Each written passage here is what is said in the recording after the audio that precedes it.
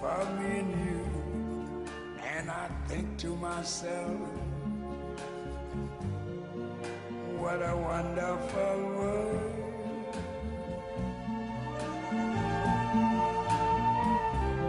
I see skies of blue and clouds of white, the bright blessed day, the dark sacred night. And I think to myself, what a wonderful world.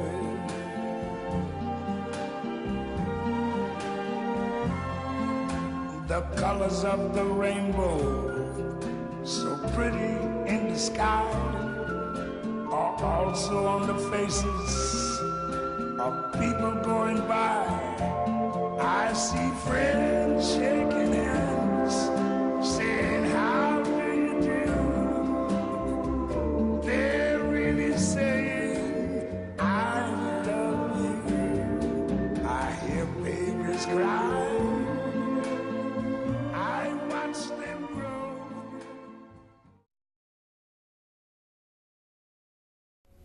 Good evening. This is a season of thanks. We have Thanksgiving, we celebrate with our family, friends, and today I have somebody that I'm very thankful for. And if you don't already know, legislator Stephen Stern of the 16th District, when we finish this in-depth interview, you'll get to know him as the person that everyone loves because of everything that he's doing. In fact, he even ran unopposed this particular time, his fourth term, and I believe it's because of the faith, the trust that everybody has in him. So when we come back, we're going to meet legislator Stephen Stern and find out all he's doing for our veterans and what he's doing for our seniors and for people with special needs. We'll be right back.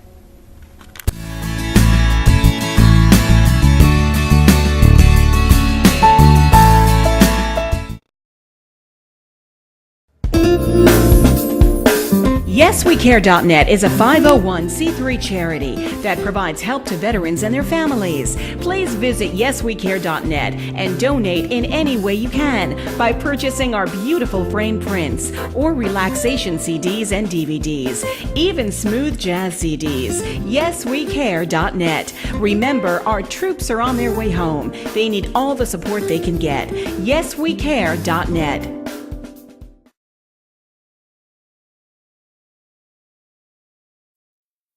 This is Beth. Hi. Oh, congratulations. When are you due? I'm not pregnant.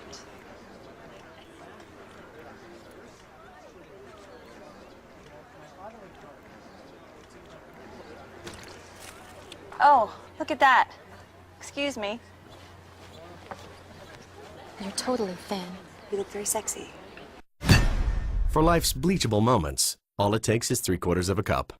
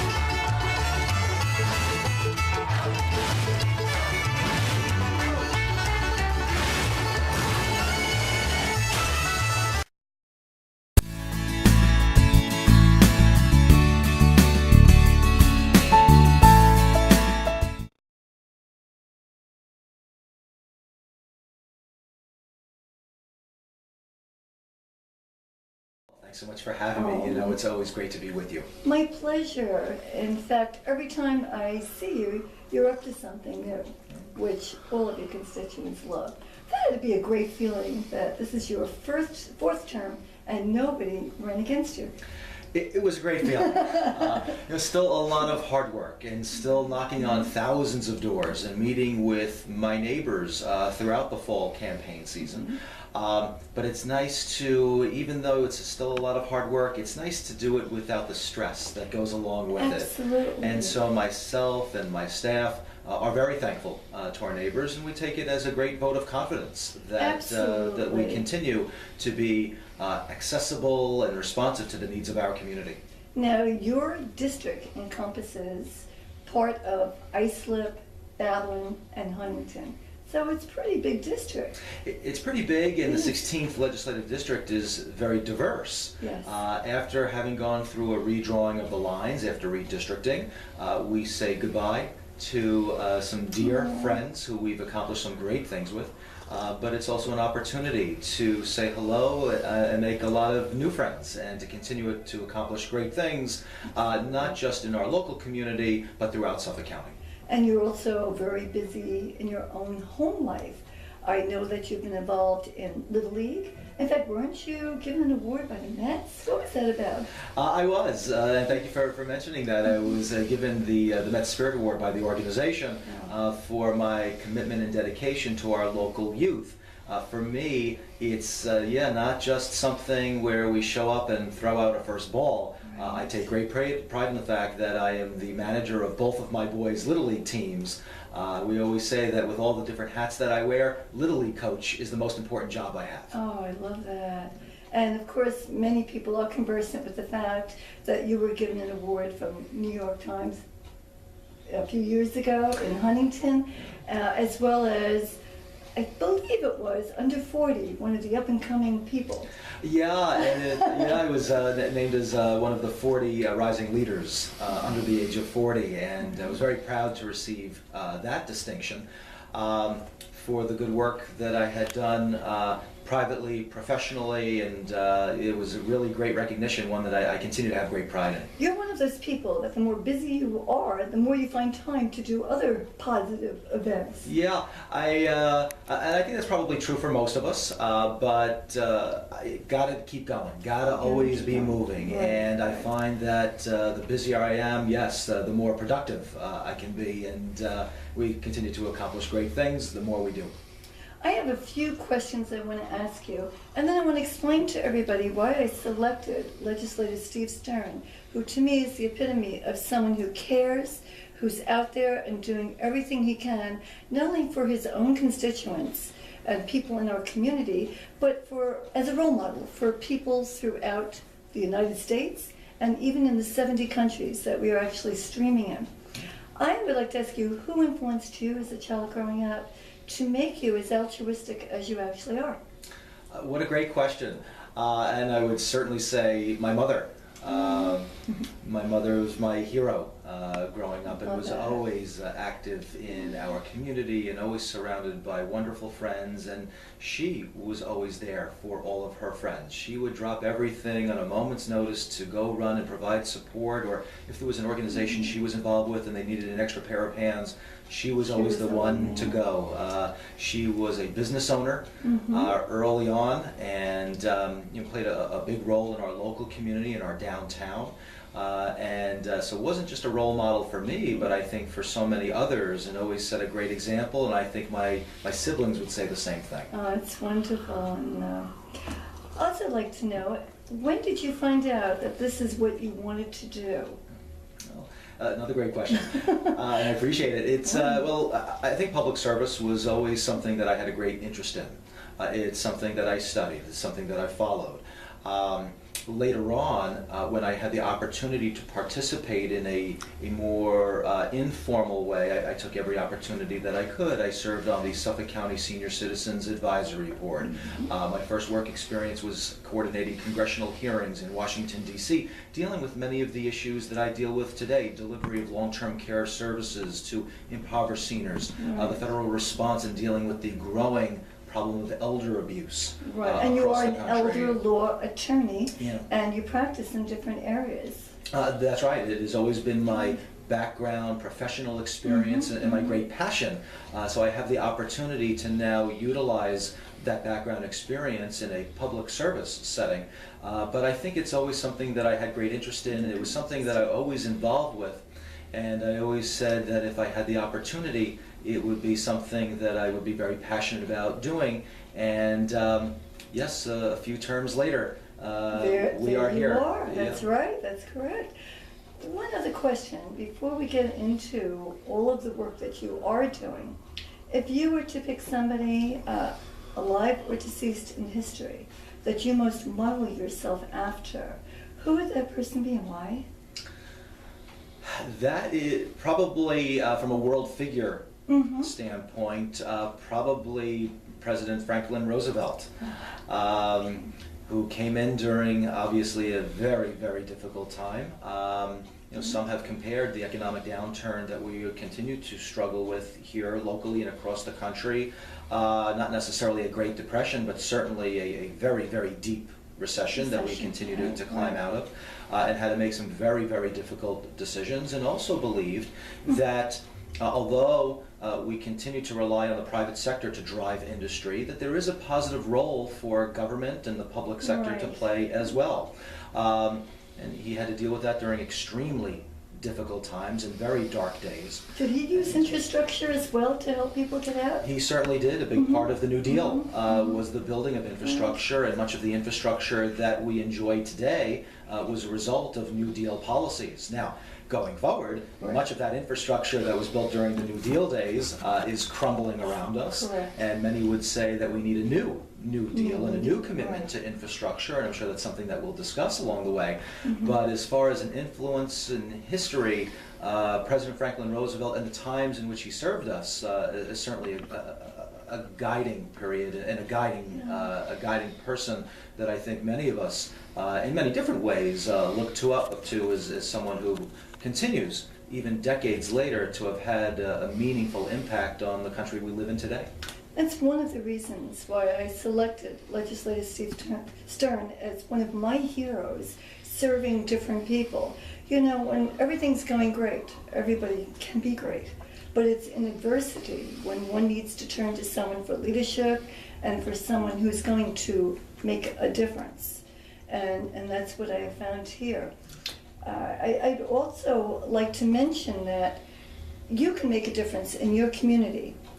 What we need to do is rally around together, listen to new innovative ideas, and take them, whether you be in Suffolk County, New York State, or across America. Take that and get involved. We are so fortunate to have the freedom to be able to do that. We are streamed in other countries, and not everybody has that luxury. Many times we find people complaining, but what you need to do is to get involved. In fact, I think I met you by trying to bring forth a program, and you and Debbie and Mary, your staff, were so gracious to welcome me in to have that opportunity. But that's one of the reasons why I selected you, in addition to always hearing wonderful things about what you are doing. So when we come back, I'd like to talk to Legislator Stern about veterans and all that he's doing in that area. Please, again, remember,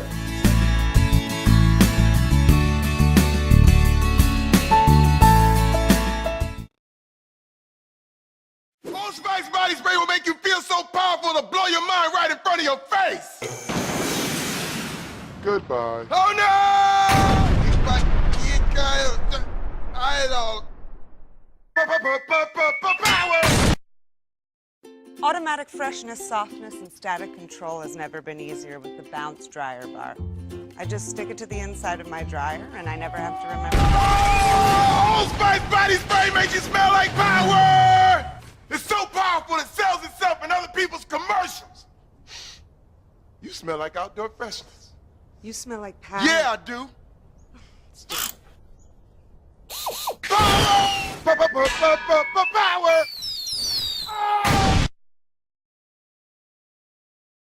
Try this routine to feel fresh and clean. Pair Charmin Fresh Mates with your Charmin. Oh!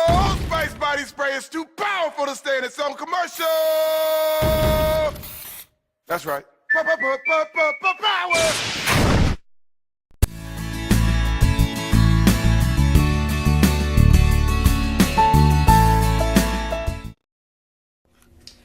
One of the things Legislator Stern promotes is you are not alone. And that he's talking about all of our community with all the charitable works that he's dealing with, but most particularly right now, I think, with our veterans.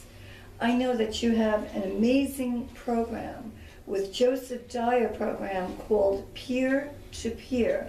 And I know that Private First Class Joseph Dwyer is no longer with us in 2008.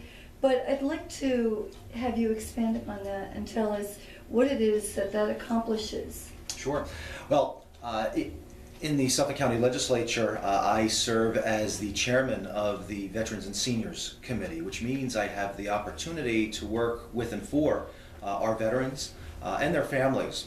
And with so many of our veterans who are today coming off of having served a third tour, a fourth tour, a fifth tour, in many situations even a sixth tour, ultimately it has to take a toll.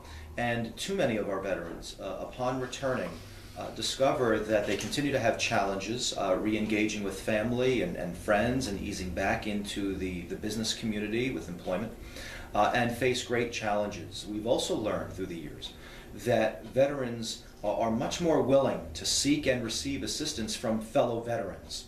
And so in Suffolk County, we're very proud of a new program that's already been a tremendous success, the Joseph P. Dwyer program, which we originally started with state funding, and we're very pleased to have been able to receive that, which provides exactly the kind of services to those returning veterans who suffer from PTSD, TBI, other issues that prevent them from re-engaging with family, friends, and their communities around them. And we've had such tremendous success. The program continues to grow. It was originally selected as a pilot program, one of only 4 counties throughout New York State. Suffolk County, many of our neighbors don't know, is the largest county in all of New York State in terms of our veteran population. And so it only makes perfect sense that Suffolk County would be a location for a pilot program. It has been such a success that it is now literally the model for other counties that are now adding this program, and indeed the rest of the country, on how we provide these much needed services to our veterans, particularly in the peer-to-peer model, which studies continue to show over and again is by far the most successful model for our veterans. What are some of the areas that somebody returning does have to confront and face which contributes to the stress? Well, first of all, getting back to family. It is a completely different structure than serving in the military. And remember that these are our veterans who have served our great nation, who are coming home from Iraq and Afghanistan. And you know, our veterans in World War II, in Korea, in Vietnam, in the Gulf War, they served one tour. These are veterans now who are serving 3, 4, 5, 6 times, and so just being pulled away that often has to ultimately take a toll, and certainly would for all of us. But there are also returning veterans dealing with tremendous challenges returning to the workplace. Again, a completely different structure than the military, and so jobs continues to be a tremendous issue, not just in making sure that they are available for our returning veterans, but ensuring that those who are returning to employment can keep those jobs and be productive in those roles that in many ways they left behind, not just once or twice, but multiple times. Now that's peer-to-peer, and that of course is helping our veterans. What about programs to help families who also have to adjust to this transition? Sure. And Gail, that's really one of the most exciting aspects of the program. It is now being expanded to serve family members themselves, because in many ways family members can literally be the difference between a return to some type of a normalcy in the community or not. And so recognizing that the critically important role that families have to play, the program is being expanded Excellent. to serve family members. And as we go through that process, once again, Suffolk County will lead the way on how best to offer and implement those very services. How can somebody reach you? We will have your website up, but again, how can somebody reach you? Because it may be somebody listening to this or wanting to implement it in their own community or state. Yeah, they can give us a call directly at 631-854-5100. That's 631-854-5100 here in our district office. Excellent. Now, in Boston, a brother and sister got together and they were trying to figure how to help veterans, and they came up with this cell phone. And when I walked in, I noticed that Legislator Stern has an area for cell phones. Yes. So if you want to explain that program, which has now raised millions of dollars. Sure. We work with an organization called Cell Phones for Soldiers. And by advertising it and getting the word out throughout our local community and really all throughout Suffolk County, we're able to raise awareness that soldiers who are serving, again, third, fourth, fifth tour away from home desperately need to be able to remain in touch with their families and their loved ones back home. Cell Phones for Soldiers is a great organization which, when you return used cell phones, and who doesn't have an old used cell phone lying around, they collect them, and then they're able to, for what they get, they're able to turn that into funds. And they use the funds to be able to support a program allowing soldiers to make calls to home and be able to meet that cost. You would think that that's something that would be covered by our federal government. But it's Unfortunately, not. it is not. Soldiers are on their own. And so really, it is such an easy thing for us to do, and certainly the very least we can do. And each one of us can contribute with that and make that difference. It really is something that each and every one of us can do very easily. Sure, and you feel good about it when you're doing something like that. Now, in the East End, we have a new area for veterans. Yes. So again, you would think that because Suffolk County has the largest veterans population in such a large geographic area, that we would have facilities to serve all of our veterans. And when I first took office, I had heard stories about how 50 years plus we were going on not having a veterans facility out on the East End to serve so many, and so too many of our veterans, especially those who are dependent on others to get around and had to rely on public transportation. We would hear stories about taking up 2 to 3 hours to get from home to the veterans facility in Northport, and that was simply unacceptable. Right. And so after a few years of trying and coordinating various levels of government, we're very proud to say that we now have an East End veterans facility in Riverhead, strategically located where it can serve both North Fork and South Fork, and it's been a tremendous success. Oh, that's wonderful. That's so great to hear. There's long-term care for vets. We have long-term care services specifically for veterans here. There's the Northport VA facility, which is the veteran facility. And we also have the Long Island State Veterans Facility, which is a part of the Stony Brook University campus, which is an outstanding facility, and they do a great job, particularly in working with our veterans. Now, what about tax relief and foreclosure for our veterans? Isn't that also something that needs to be discussed? It is, and in fact, there was a legislative initiative that I was a part of a few years ago, providing that type of protection for our veterans when they're service members and they are serving, protecting all of us overseas. There are inevitably challenges at home. And so we believe here in Suffolk County that we not only talk about supporting our veterans and their families, but we actually do it with action. And so we have legislation that was part of introducing that provides those kind of protections to our service members when they are away serving all of us, that they have that type of protection for their homes. I'm a believer that not only just the holiday season as it's approaching us, but all year long, we need to get our young involved, we need to get our families involved. There's nothing better than giving to somebody else. That's the greatest gift that one can definitely receive.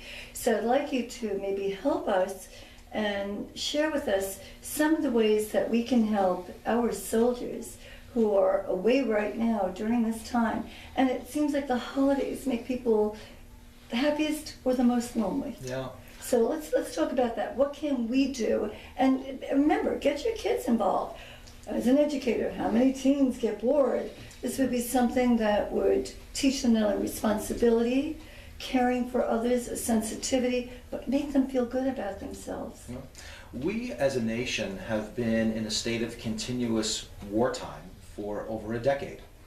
And yet too many of us here at home don't acknowledge it, don't appreciate it, because we don't see it every night on television.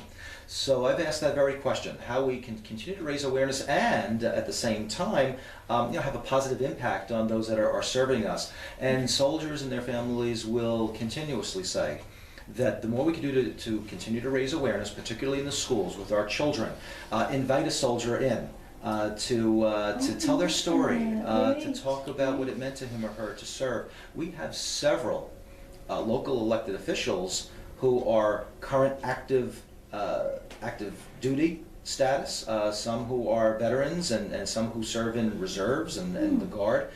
So there are plenty of leaders within our community that children and leaders in our classroom can reach out to and have them come in, talk about their experience, tell their story, and it not only makes the veteran feel good, but continues to really have an impact for all of us when it comes to appreciating what our soldiers do for all of us, and in many situations, unfortunately, the sacrifices that they continue to make for all of us, especially during this holiday time. That kind of an outreach effort, whether it's to a service member or a veteran here at home, certainly someone who is serving all of us overseas and making that outreach effort, whether it's by email or letter writing, some type of effort to reach out. Card campaigns. Absolutely appreciate care packages, toothpaste, articles, things like that, I think would be great. That's right. That would be great. And you mentioned about respect, and so important, and you're responsible for the Fallen Heroes Act. Yeah. That was really a very personal, I think, for all of us, and very meaningful legislative initiative that once again led the way for the rest of the nation to follow. This is a national issue, and there is a particular church-related hate group that goes around with these vile protests at military funerals. Now, we all appreciate freedom of speech. It is First Amendment right. Dear right that we all hold very close to our hearts. It is what makes us Americans. But at the same time, there is no place in Suffolk County or in any community across the country for that type of hatred and a violation of not just privacy, but what is decent. And so striking the balance between respecting freedom of speech with the family's right to privacy when they're mourning the loss of a loved one who's made the ultimate sacrifice for our great nation, we could not just stand by. And so I authored a law, the Protect Our Fallen Heroes Act, which provides for reasonable time, place, and manner to conduct a protest, but it cannot be done at the graveside of a fallen soldier.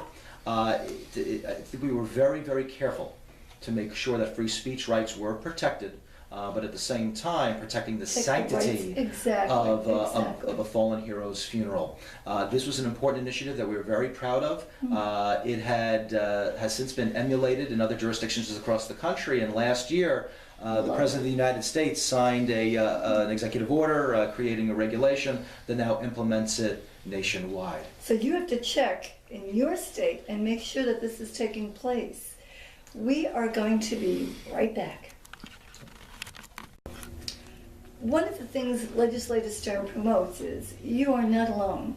And that he's talking about all of our community with all the charitable works that he's dealing with, but most particularly right now, I think, with our veterans.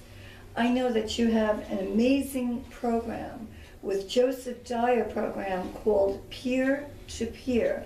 And I know that Private First Class Joseph Dwyer is no longer with us in 2008. But I'd like to have you expand upon that and tell us what it is that accomplishes. Sure.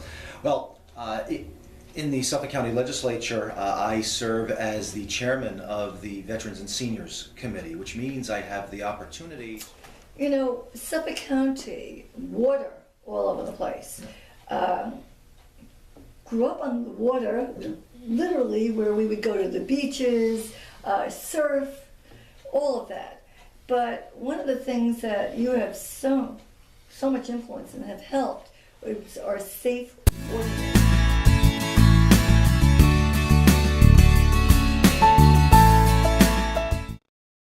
Old Spice body spray will make you feel so powerful to blow your mind right in front of your face.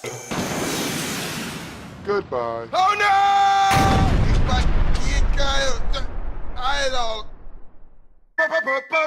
Power! Automatic freshness, softness, and static control has never been easier with the Bounce Dryer Bar. I just stick it to the inside of my dryer, and I never have to remember. Oh, Old Spice body spray makes you smell like power! It's so powerful it sells itself in other people's commercials. You smell like outdoor freshness. You smell like power. Yeah, I do. Power! Power!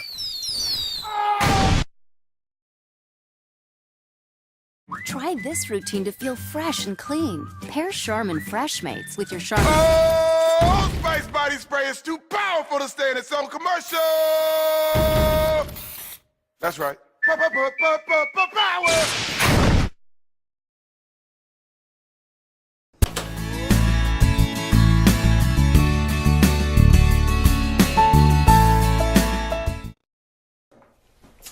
You know, Suffolk County, water all over the place. Grew up on the water, literally where we would go to the beaches, surf, all of that. But one of the things that you have so much influence and have helped is our safe waterways. We live on an island, and for many of us, it's why we continue to live here. It is such a major impact on our quality of life and the recreation and our economy. It's how many of us see ourselves as islanders. And so we've grown up on the water, and as wonderful as it is, too often a great day on the water ends in tragedy, and many reasons for that, but what you see all too often is that people who are operating heavy machinery, these great big boats that go real fast on the water, are being operated incorrectly and all too often without not only little training, but in many situations, none at all. And that should be unacceptable to all of us because it's a safety issue to all of us. And there isn't a summer that goes by where we don't pick up the paper and see yet another tragedy, and not just one, but multiple times in a season.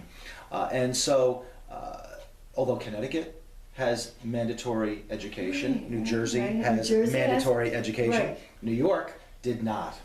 And many reasons for that, but many of us, particularly after a terrible tragedy that occurred locally, said it's enough.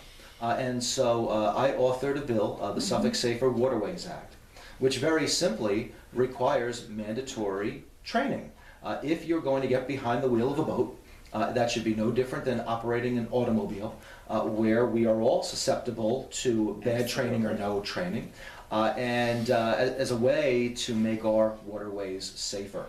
We're very proud of the fact that we passed that legislation once again, making Suffolk County the very first county in all of New York State to have that type of requirement, and served as a model once again for New York State to pass its own version of the legislation that now applies statewide. So essential. And I'll tell you, many years ago I had a boat and nobody required it, and the learning was literally behind the wheel until I joined a club where they said, you need to take courses for this, but it wasn't mandatory. And this was a big boat. I mean, you could imagine. So thrilled with that. You know, I'm an animal lover, that's no secret, but you are also responsible for helping with the dog parks. And why is that necessary, and how can other people get that going? It's so necessary because, as you know, our pets are members of our family. Right. And you want to spend your quality time with a member of your family. Having a pet is such a source of great joy. And when you're not able to enjoy that to the fullest, it's a quality of life issue. Now, going back to what you had said before, that you have so many viewers, not just locally, but across the country and around the world. Right. And how do you get involved locally?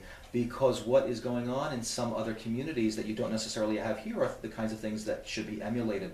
And I remember very well visiting friends in San Francisco, which is one of the most dog-friendly cities there is, and seeing firsthand how people were enjoying their time in the parks with their pets. It was really great, and thinking that if I had the opportunity to make that kind of a difference locally, then I would take what I see and see that it works well, and maybe it doesn't necessarily work exactly the same in Suffolk County as it might in other places.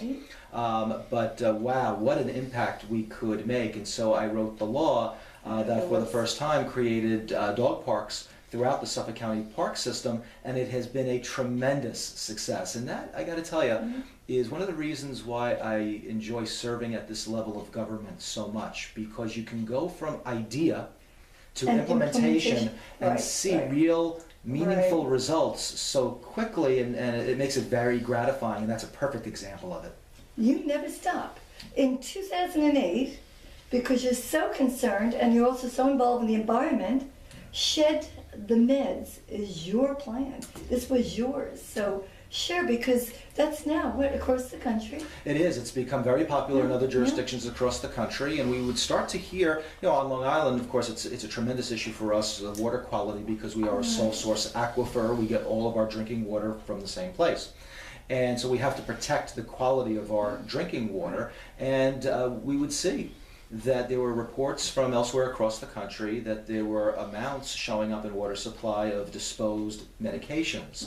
And so to try our very best to be proactive here on Long Island, seeing what was happening in other parts of the country, I wrote the legislation that established what is now known as the Shed the Meds Pharmaceutical Disposal Program, where we hold various events throughout the county, but not only various events, but we now have fixed drop box locations that are located in the lobbies of all of our police precincts that are open 24 hours a day, where we invite our neighbors to shed the meds, to open up their medicine cabinets, take a look to see what's old, what's expired, what you're not going to be utilizing coming off a surgery. I wrote the law for two reasons. First, to protect our environment and our groundwater protection. But I also wrote the law as a way to raise awareness that we have these substances in our medicine cabinets that too often are getting in the hands of our young people. And so our school administrators, law enforcement will continuously say just as much of a problem as marijuana, cocaine, heroin are the prescription drugs. And so we all need to be aware of that, and if we have them at home, which is where the kids are getting them from, we have to take a look at our medicine cabinets and shed the meds to protect our environment and our young people. Right, absolutely. Well said. Now, in 2009, you are also responsible for banning what we called sippy cups and baby bottles because of a very significant chemical, BPA, which is transferred from hands to mouth. And I was amazed that it could cause learning disabilities. Some people believe it can cause breast cancer, diabetes, obesity. And you got involved with this. How did that happen? And how has that now come into the paper, safe paper? Sure. Well, as you know, because working together, we've been able to continue to focus on public health, particularly women's and children's health, very important to the both of us in making a difference. And so we're constantly asking ourselves how we can make that difference. And so because of our commitment to that and that learning about this chemical bisphenol A, which is in several products. It's really ubiquitous, throughout our economy and the products that we use, but particularly in products that were geared towards our youngest and most vulnerable, our babies, our toddlers. And so starting with that, at the very least, I was able to write the law that was passed by the legislature and signed into law by the county executive that prohibits the sale of those types of products geared to that population containing BPA.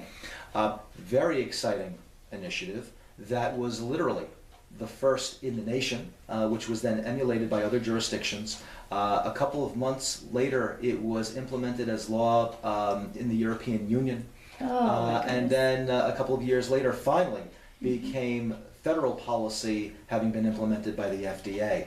So when we talk about making a difference, it really is just, I think, the perfect example of how we act locally, where we can make a difference, and then it goes viral around the world and back again. And it's very gratifying to know that those kinds of differences we can make locally literally have a global impact. Can expand and do that. And with the paper sales from retail sales slips, gas stations, different places like that. That's right. Well, we also are going to discuss with Legislator Stern how we can help our seniors. So when we come back, that's our next topic.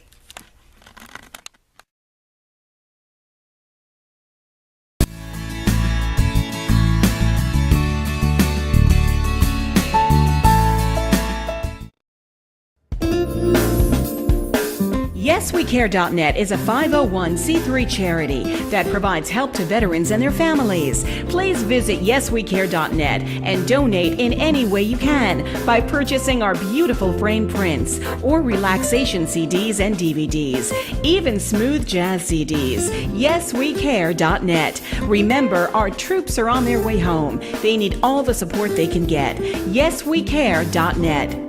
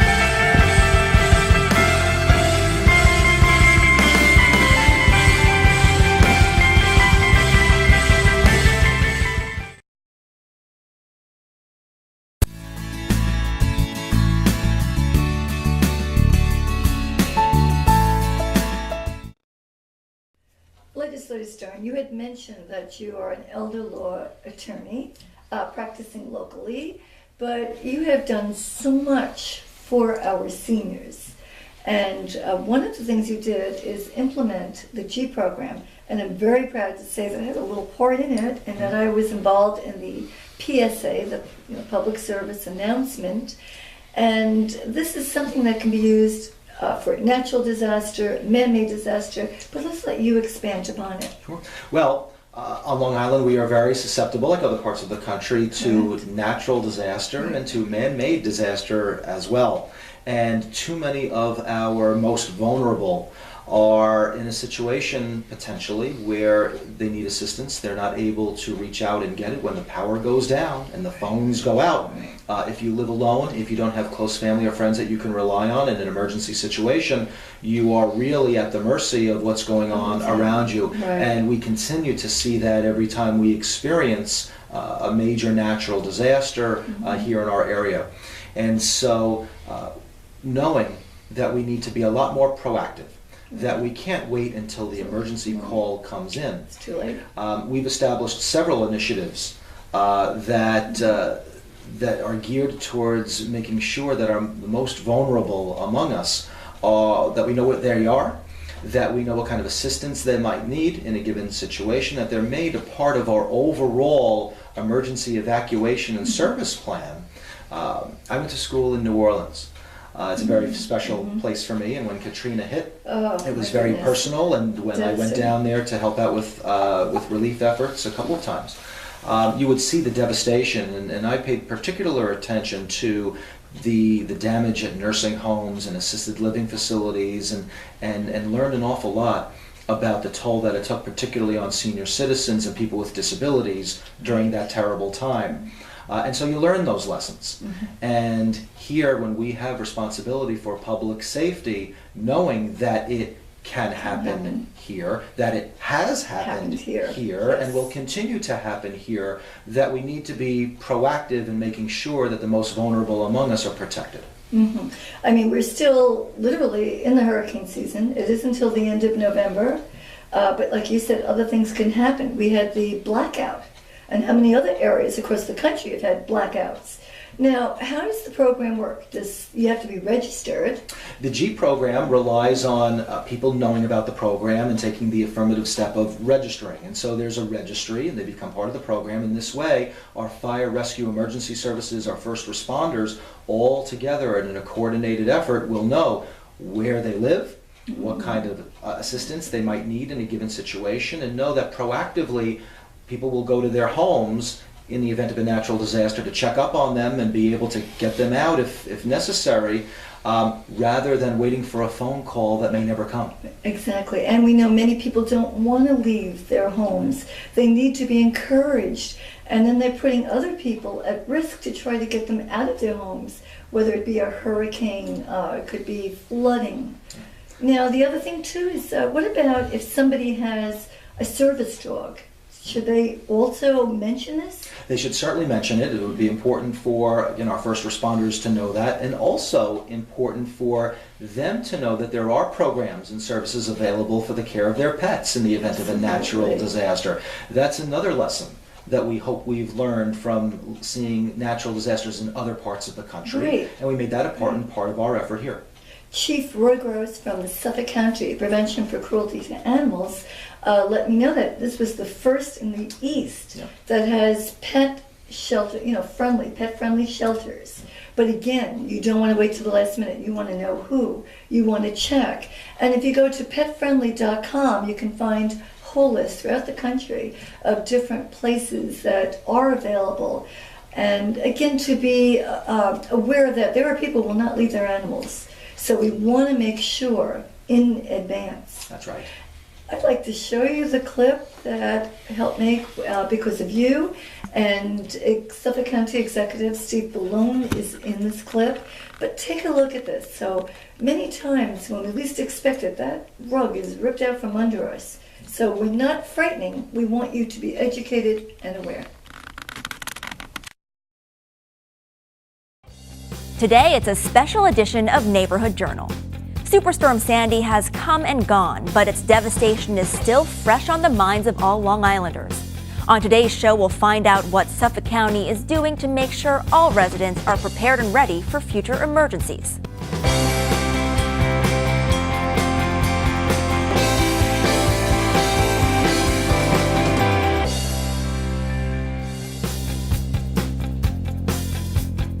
Hello and welcome to this special edition of Neighborhood Journal. I'm Michelle Park.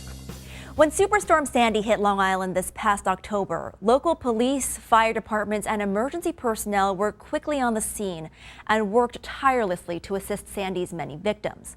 Many Suffolk County residents received the assistance they needed quickly, thanks to a program developed by the Suffolk County Office of Emergency Management. Neighborhood Journal's Katie Epifani has more on this story.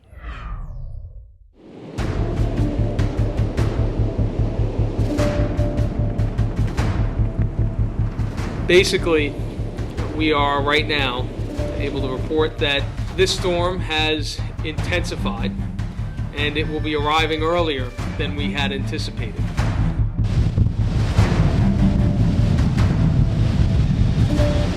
On October 29, 2011, Long Islanders were hit with a storm like few we have ever seen.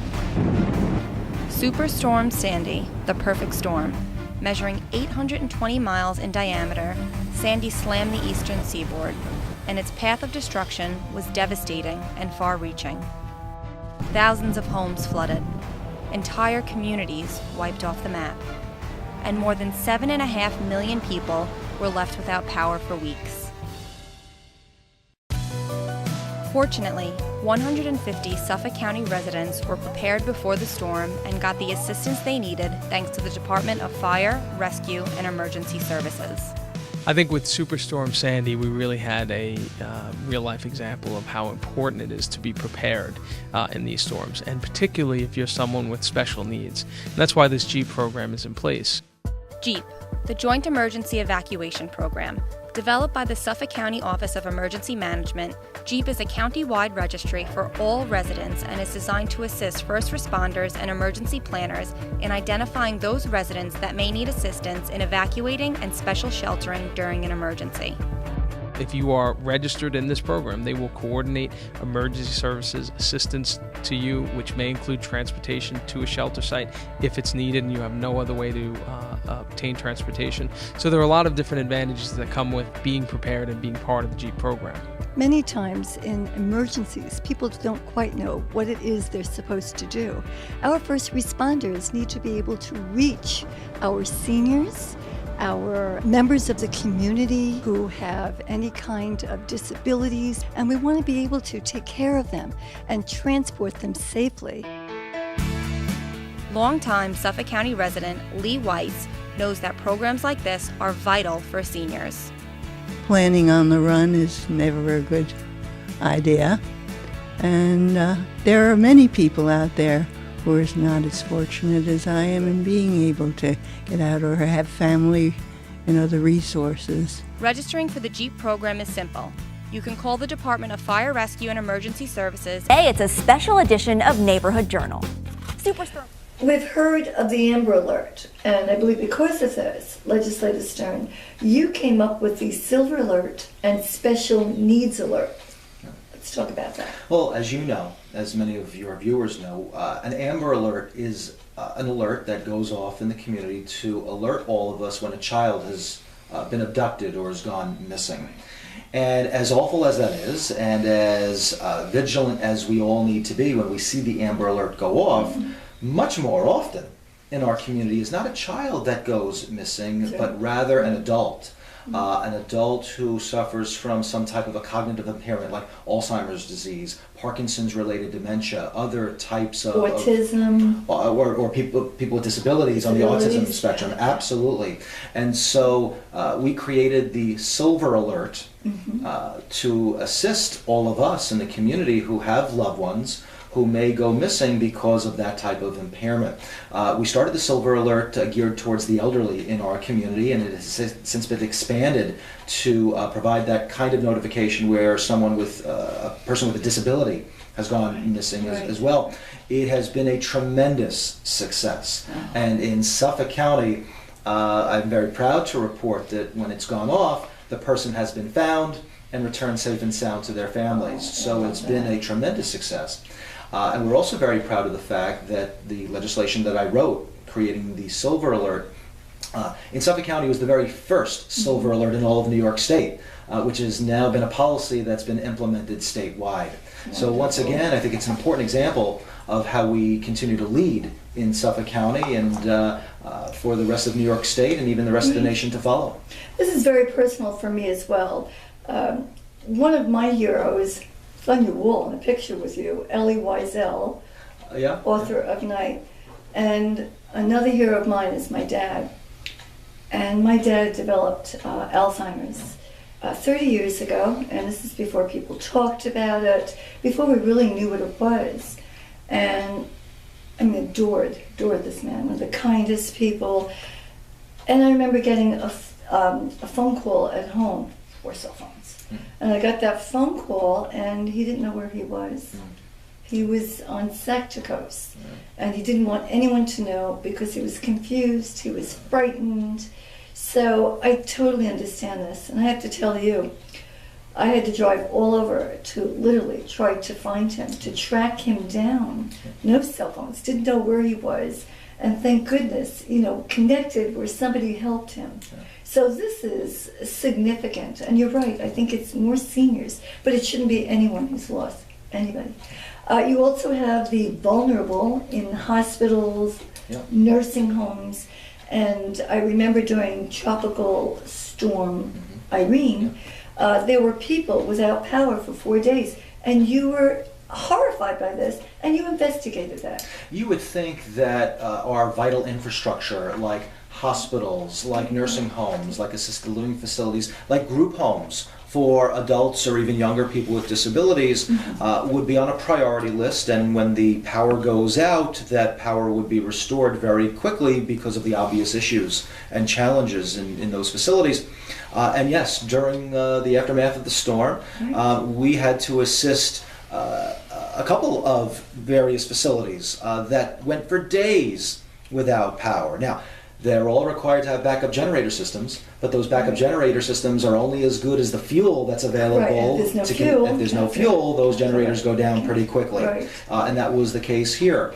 And what was worse, not only the challenge that they were dealing with, but that we seemed to be reacting rather than have a proactive plan well in advance. And so I wrote the Protect Our Most Vulnerable Act, which now requires that type of advanced coordination with our fire rescue emergency services, our first responders, our utility companies, and all of those vital facilities that serve our most vulnerable, to ensure that, again, when the lights go down and the power goes out, that we have a proactive plan in place to be able to get the care to the people who most need it when they do. Always be prepared. Were you a Boy Scout? But you're right. Get it, yeah. Always be prepared. Yeah. I do have to ask you, with all the programs that are available, which is one program that you think people are not taking advantage of, and how can we get that out there? Well, you are doing it. And it's a great question, and as often as we can both speak about it, I think that's important. The Joint Emergency Evacuation Program, the JEEP program, is an outstanding program. It's a great model, but we need more people to be aware of it and to take that affirmative step of, as you point out, signing up. It is a voluntary program, and so the more seniors, the more family members, really just the more members of our community, our neighbors, that are aware of the program, we know that it'll grow exponentially. But that's an important program that we really need to continue to be very vigilant on getting the word out. And you are making a difference by doing just that. The message that you continue to send and raise awareness and call upon our neighbors to recognize the need and take that affirmative step is doing a lot of great things. You know, this is almost like when you're on a diet and you hear 25 different ways to lose weight. You can't do all of it, but if you could do one of these things, two of these things, make that difference, it will go viral, and that's essential. My final question for this innovator, he's got all new laws and really, really helping others. My final question to you is, where do you see yourself 10 years from now?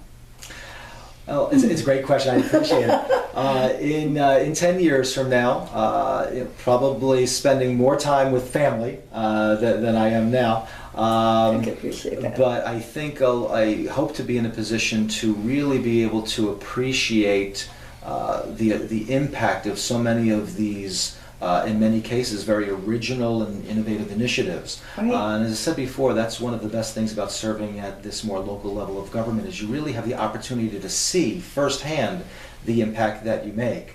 And so we're really looking forward to the coming years to be able to enjoy, along with the rest of my neighbors, many of the initiatives that we've been able to put forth and make a real difference. Just like my good friend. And as far as any particular position, I always say that it really depends on the opportunity that might become available. But it is my hope that many of the things that we've been able to accomplish here, that at some point perhaps we have the opportunity to do it on a wider scale. Love to see that, I'm telling you. Governor Steve Stern, love it. Well, that is our show for tonight, and I hope that you got valuable information. I know that I did. And you can see why I selected legislator Steve Stern from my role model. And any final word? Well, we wish everybody a safe and enjoyable holiday season, and our very best from my community to yours, to you and your family. And thanks so much for having me. Oh, my pleasure.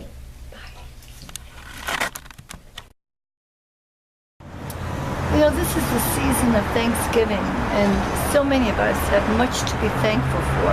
Unfortunately, there are times when we are also faced with a tremendous adversity and disaster. I have with me Long Island's Dan Marquardt, videographer extraordinaire.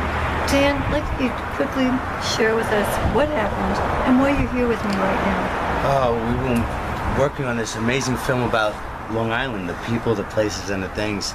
And one of the things that we talk highly about in the film is how Long Island's full of proud, humble people that every day are doing something amazing in the effort to help those that are less fortunate. I see you at all the events. We bump into each other at all the fundraisers and the charities. And 3.5 years in making this film, we finally completed it a week before the release. We lost our home, and unfortunately, I had backup, but the backup was in the house, and we lost it all. But I have to say, the positive thing to all this is the people of Long Island have proved me absolutely right. They're amazing, they're wonderful. Just the strong sea of support that my family and I have gotten is unbelievable. It kind of lets you know that the second-degree burns that we're getting. Yeah, Dan went back for animals, he went back for his equipment, the film, and everything disappeared. However, the film can be saved. My cousin Rob, thank God, see our computer. I said, Dan, if you can recover the tower or the computer, get it to me, and I'll see what I can do. So I got it, and the name of it is? This Is My Long Island. So in a weird way, kind of through the ashes comes this film that we've worked so hard for. And my cousin called me last night and said, Dan, I can get it all for you. You didn't lose your film.